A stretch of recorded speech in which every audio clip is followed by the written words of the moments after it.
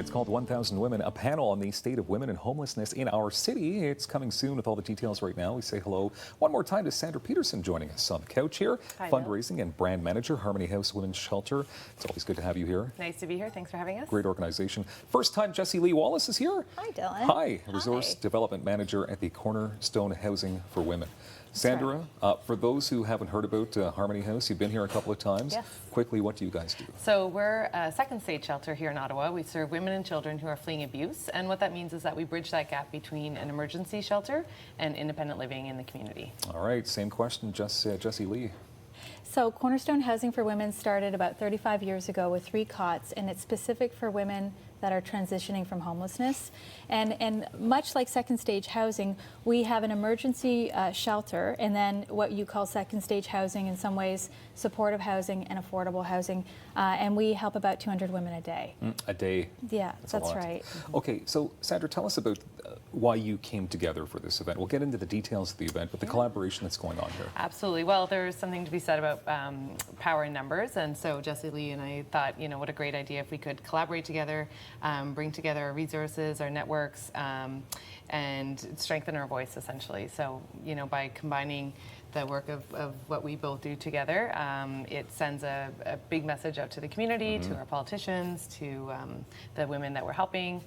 Of course. Yeah. Okay, so Jessie-Lee, why is it called 1,000 Women? Right. Almost 1,000 women become homeless every year in our city, in Ottawa.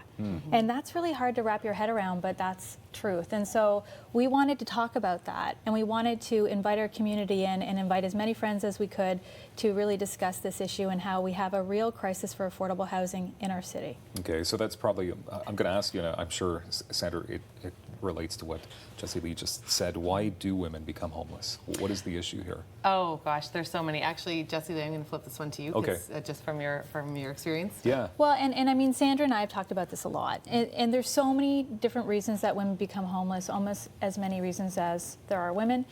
Job loss, you know, struggling with addictions, struggling with mental health issues, sometimes just having a minimum wage job and not being able to afford how expensive housing has become in our city. Yeah, there's so many. It's crazy that the prices out there, of course, and to keep up is a challenge. So Sandra, then let's get into the event details here. I don't want to run out of time, and I want to make sure that people attend on May 14th. Yes, so what exactly is going to be taking place? So, well, you can check out our websites as well for more information, but basically it's a panel event where it's on Tuesday, May the 14th. It's going to be in Westboro at the church. It starts at 6 p.m., goes till about 8. There's some light refreshments, excuse me. And basically we're just going to be having experts from both Cornerstone, from Harmony House, Nadia, who's a past resident, she's been on the show with me as well, talking about their expertise and perspectives on affordable housing, or the lack thereof, here in Ottawa. Okay. Can you expand that a little bit, Jessie-Lee? Maybe tell us a bit more about emergency shelters, what they're all about. Yeah. And I also wanted to mention that CBC's Rita Celli will be joining us on that day, which is really exciting, and Multi-Faith Housing Initiative, some of their experts. And so emergency shelter is so important because let's say a woman finds herself with no safe place to go. We need emergency shelter. But we need to also be able to transition those women into safe, secure, supportive housing communities as well. Okay.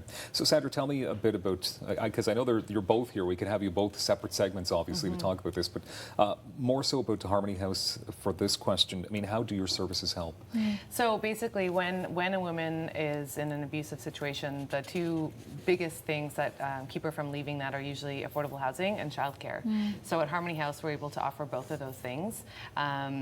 So women know that they can go somewhere, that we have programs that they can stay for a longer period of time than they would at an emergency shelter as well.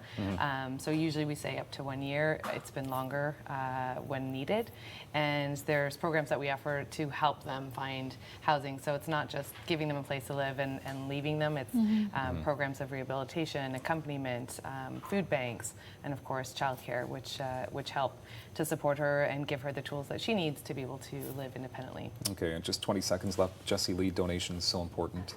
So donations are so important. The City of Ottawa for Cornerstone is a wonderful partner, but we fundraise almost 12% of our budget, $500,000 a year. So everything helps. Tuesday, May 14th, it's 1,000 Women. Check it out on the websites we provided. Thank you very much, Sandra and Jessie-Lee, for being here. Thank you. Thank you.